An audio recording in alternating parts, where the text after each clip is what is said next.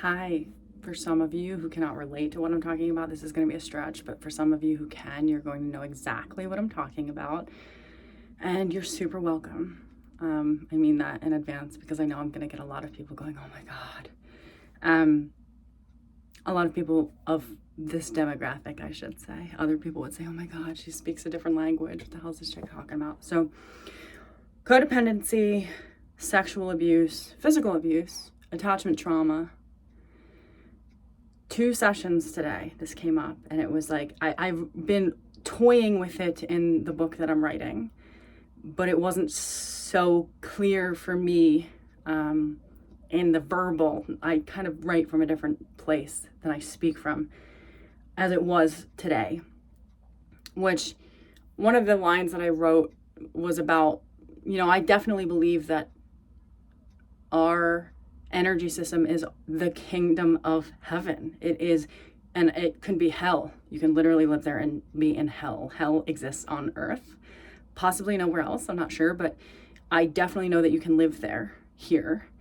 And the kingdom in which we were given, I believe that if we talk about introjects in psychology, introjects are somebody else's voice kind of telling you what to do. I literally believe that on an energetic level, let me go back.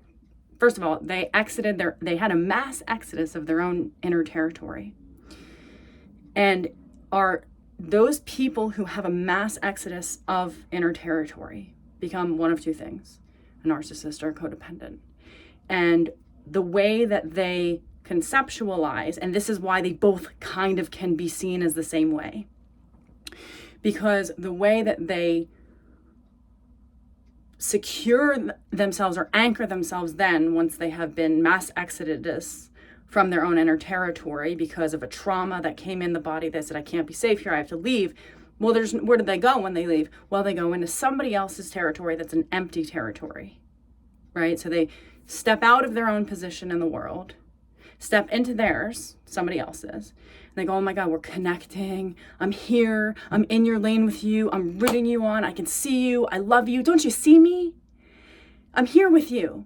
But the problem is, as genuine and as careful as that methodology is for anchoring connection, to the other person, they feel invaded and they think that you make it all about you. Because you're in their lane going, hey, I'm here. See me, I'm here with you. And even though you think I'm making it about them, I'm doing all of these things to tidy up their lane for them, which they don't ask you to do, and then the codependent resents that. Being in their lane becomes about you. So the narcissist would get in your lane and tell you who to be, tell you who you are, blah, blah, blah, blah, blah. The codependent would get in your lane and go, hey, I'm here with you. I'm in your lane. Let's figure this out together, while mass exiting their own position in life. That's why they don't feel anchored to anything real. So my thought about this after working with 2 people who both have sexual trauma within their family, to them personally, but it was family members and family members who also put them in positions of being perpetrated. And I had this awareness that, or wonderment, because everybody of my demographic, they want enmeshment. They think that it's only real if it's supercharged, if we're so close that like we are the same person. And they seek a depth of intimacy that is actually in human form unhealthy. And knowing that these 2 people that I was working with today had the exact same pattern that I've seen in my own life, which can make them look like a perpetrator, because they are literally energetically, even though they're doing it with genuine care and concern, stepping into somebody else's lane because they're uncomfortable being in their own. And they think, oh, we're going to connect. It's going to be so deep. I'm going to be invading you basically, and I'm going to be here, but it's going to be about me because you're going to know that I'm here, and we're going to be here together in your loneliness, but at least I'll be here. And that invasion energetically, and please, if you're going to, some people will be triggered by this. I apologize in advance. I have to say it for the people who need to hear it. the people that I know that do this, myself included, have been taught that connection comes from invasion. And that we're only close when one of us is on the other's territory. But one person on their territory, one person on their own territory, to a codependent who thinks that connection is enmeshment, that feels like rejection because they're not letting you in. And then you're like, I have nowhere to go. I don't know what they're doing. I don't know who to be for this person because I only know connection while I'm doing something for somebody else. So it can feel like healthy relationships are more distant than the codependent who's used to enmeshment would like. And in seeking this depth of intimacy that seems for a lot of them really unsustainable. The way to be in a healthy relationship eventually when you get healed on the inside is to be okay with boring, which is a strange thing to say. It's wildly scintillating to be able to live a boring life if you can be in the right mindset while you do it. But I just want to say that invasion of perpetration from somebody else, they come in your lane, you're a kid, you think, oh, at least somebody's here with me, they're in my lane. They say, hey, I'm here. I'm in your lane. Look, I'm going to keep you, like, I'm paying attention to you. I'm in your lane. While they're invading you and making you feel special because they're paying you mind in that invasion. That sexual assault replicates itself in the adult life of somebody who learned that connection was that deep because it is a trauma bond we continue to look for. And then we'll energetically, theoretically invade other people and go, see, I'm here, I love you, oh my God, please, like I can help you, I can work with you, I can be your savior, I love you, nobody else is really loving you the way that I am, see, like you are worthy, you are loved. And when we're doing that, we become just out of position. We become a savior in our own mind instead of a person, and in their mind instead of a person. And that will always shatter. That will always hit the ground.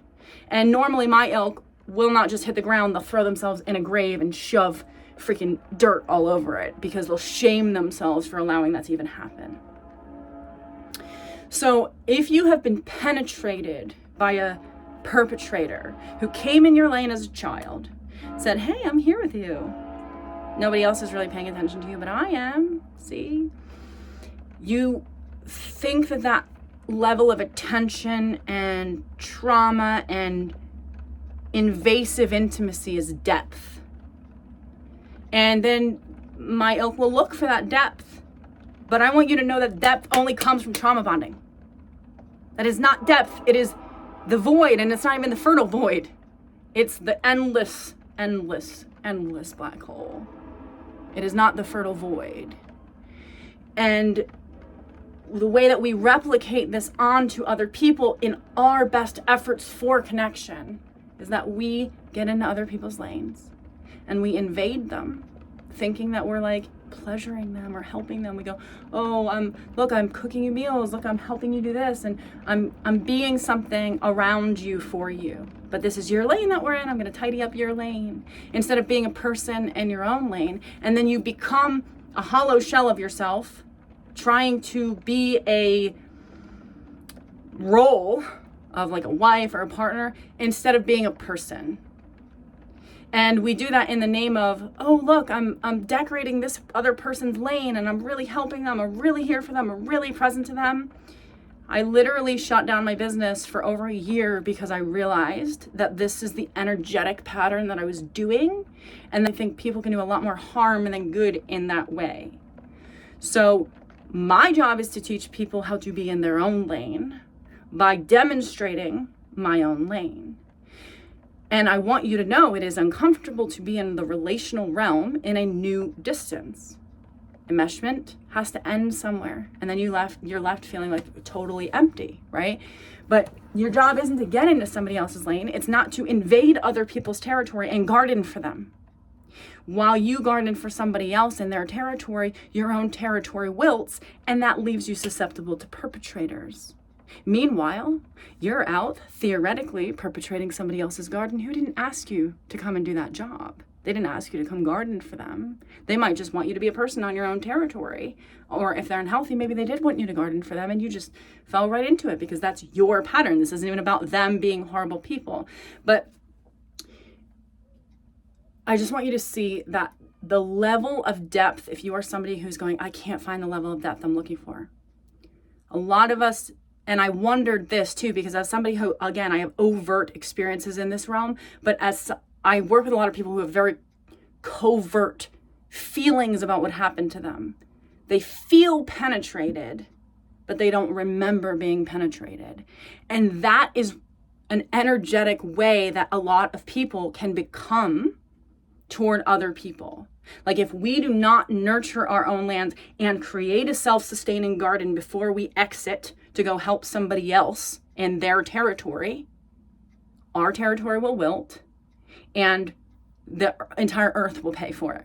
That negligence. It doesn't make you selfish to not go garden for somebody else who is more in need than you are. It makes you irresponsible to go help that person who's more in need than you are if you do not actually have already established a self-sustaining garden in the way that you're trying to go help this other person. So to preserve your own kingdom, you have to nurture your own kingdom. You have to garden your own inner landscape before you go self-exit and go to somebody else's to tend to theirs, because they will feel invaded and they wouldn't actually be wrong. And we think, oh, I literally have a belief that if I removed my mother's interject from my mind, if I removed that voice, and this isn't even a superstition, I have this belief she would die within me. That if her voice wasn't allowed to be the interject in me, she would die. She wouldn't have any land in the world because everybody took it from her. Everybody robbed her of her land. So she sat in mind and said, well, I gave you life, so you owe me this, right? And I have a belief if I removed that from myself, she wouldn't exist anywhere. And obviously that's not true. And I believe that, and when it comes to the interject, we don't actually get rid of it. We just have to garden that plot that person is sitting in their little lawn chair going, you need to do this, you need to do that in our inner territory. We need to just garden and keep the noise. Like, know that the noise isn't going anywhere. We're just going to garden around it, make beautiful flowers there, things that this other person would rather say they were doing or we couldn't do without them, while they let that plot that they invaded in us wilt. So the point in this is the level of distance. And here's another thing. A lot of people say, I always attract narcissists. Well, what's the common denominator? And the reason I'm saying that is because of my ilk. I wrote about this in Imperfectly Sane, but of my ilk, when people are looking at them, they're looking at someone else. But when that person isn't looking at them, they're looking at that person, going, you should be looking at me. But every time that person that they want to look at them looks at them, they look away. Well, I am saying that is because a lot of times people attract narcissists because they're afraid of the invasion and they are actually more comfortable with that extreme avoidant distance and then the extreme coming in than they are the everyday, like, oh, you're here and I'm here. So their level of intimacy is the common denominator. What they're comfortable with, the distance that they're comfortable with, is usually the common denominator between who they attract, who they're willing to actually receive. Because a lot of my people then will attract somebody healthy and they go, I can't receive this person. What's wrong with me? And I wouldn't shame yourself for that. I hope to explain to you why you can't do that. Because you literally have been invaded and think if you're not invading them and they're not invading you, they don't love you. Or you don't love them. And that's not true. The only reason you have that belief is because you have been invaded and perpetrated, possibly. And you think that closeness of someone coming in and saying, oh, I chose you to perpetrate upon, is connection. That's not connection, that's trauma bonding. So what you're looking for, I'm not trying to eradicate depth. I'm a very depthful person. But what you're looking for isn't exactly the aim. The distance that you should be looking for should be here, not here. And once you go here, I write about this. I'm just going to share it, whatever it is, what it is. Hopefully you buy my book when it comes out, but a blue straggler is a new star. And I used to think if two stars collided, that they would just make a bigger star. But the truth is, a living star is contained in its own territory. You're a living star. And for two stars to come together without both being turned into nothing, there is a slowness about the way that they orbit each other, like two felines, before they come together, where they check each other out. They kind of like modulate to each other's temperature. And when they come together as a new star, they completely turn into a blue star. It's an entirely new star. That is to become one, literally. But when two crash, they burn into nothing. And my demographic thinks that that crash is connection, that instead of impact, they associate negative impact with connection. But if you know that you're a star, and that this other star that you're trying to merge with, the way to do that is a slow, steady, keeping at a distance so that they don't implode. You have a different feel about the distance of healthy relationships and what that should look like and feel like. So I hope this is helpful. Blue straggler is the aim, not the implosion of two stars going, we're both lonely, right? That was my whole premise of my book, is based on this dream that I had, which was I was a star, and I realized I was a star and I didn't have any arms. And I was like feeling the spin of being like in space, and I realized I was alone. And I saw two shooting stars in front of me, and I realized, oh my God, they're together. I need to go where they are. But I couldn't move. I was just locked in space as the consciousness of a star. And then I looked over and I saw another star just in space, just sitting. And I was trying to wave, but I didn't have any arms. And I was like, hi, I'm here. And I could literally audibly hear myself saying like, I'm here. Hi, I'm here too. Can you see me? I can see you. Like we're not alone, even though we're distant. And I had this awareness that if all of the stars collided the way that I would wanted them to, because I felt alone, being contained as a sovereign being in outer space, the entire universe would collapse. And that dream taught me healthy distance. And it's so weird to say that, because I could feel immediately that the intention to merge, like, let me go over there, they're together, I'm not, but I didn't have arms to even share my articulation. All I could do was shine. And I live my life based on that every single day at this point, based on the awareness of that dream. So psychological distance that is healthy, if you are a person who has attachment trauma, is likely more distant than you would like at most times, and also likely too close than you would like at other times. Because there is that, okay, somebody's looking at me, I'm going to turn away, and then somebody's going to, I'm going to look at them when they're not looking at me. That thing demonstrates this level of distance in you, not in your partner, who you're going, oh, he wasn't emotionally available. Well, every time he was, you probably became unavailable.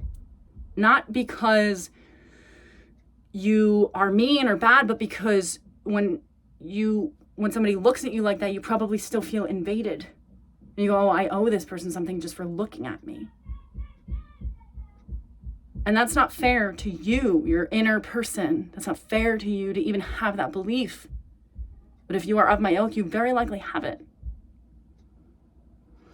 So I hope this makes sense. I hope it's super helpful. Good luck.